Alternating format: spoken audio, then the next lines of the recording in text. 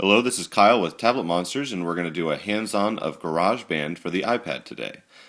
This came out yesterday on the App Store, and this is running on an original iPad, not an iPad 2, which we won't have until a little later today. But we can go ahead and show you GarageBand on the iPad. So I'll go ahead and start a new song. And you can see it takes us to the instrument picker. We can choose, if we had an actual guitar, we could actually plug it into the iPad and use a number of different amp effects. We can use a virtual drum kit. We'll show that. You can see it actually responds differently, not only to how hard you press, but also different sounds at different parts of the drum. So you kind of tap on the rim or... So it is pretty neat, and like they show in the video, you can just kind of drag your finger in to make a lot of noise. And you can change the drum kit, so we can do a couple different normal drum kits, or we can even do like a drum machine.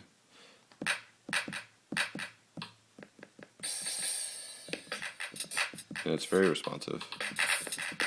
And so this is all just playing the instrument.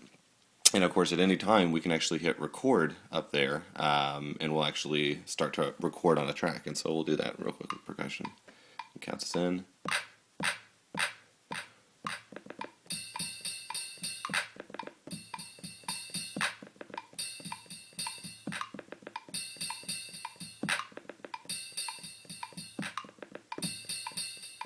And so we get a little drum beat there, and then you can see it'll start playing it over again. We can keep recording if we want.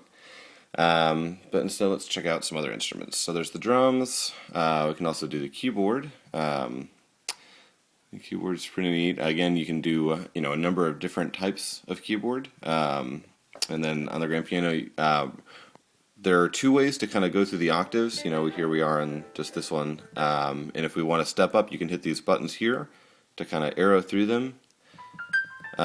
Or you can actually hit this scroll button there, and now if you actually hold and drag, you can actually just drag across the keyboard. And there's also a sustain pedal, which you can lock, and again it responds to the intensity of your touch very well. The dynamics are really very impressive. I mean, you almost just stop thinking about it after a while, and the fact that the screen isn't pressure sensitive and it works this way is really remarkable. So we'll check out some other instruments. My favorite is definitely the smart guitar. I don't play guitar myself, but what this allows you to do is you can actually just pick your key, and it'll just kind of choose your chords for you. And then you can just start to either pick by just tapping the individual strings. You can even switch over to a notes mode and even kind of grab them and bend it and stuff like that. Or you can even just strum by tapping up the chords here. So it kind of...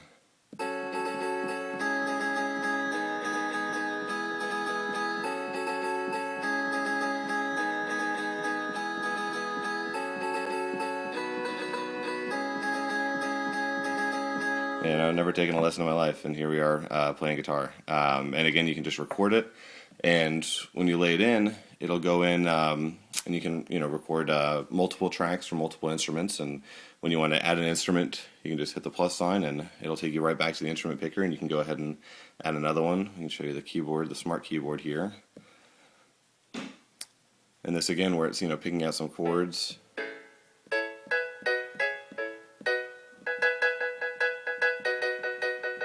And then there's even this autoplay option, so if you're really intimidated, you can even turn this on, and it kind of diminishes even the ability that you have to press, and basically plays little sections for you.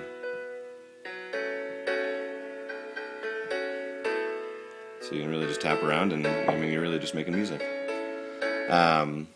So yeah, so that is GarageBand for the iPad. It's really an impressive piece of software, and I've just been having a lot of fun playing around with it. If there's any of these features that you'd like to see in more detail, definitely let us know in the comments, and we'll be happy to make a follow-up for you. Thanks a lot, and be sure to keep checking in today for a lot more iPad 2 coverage coming up later on.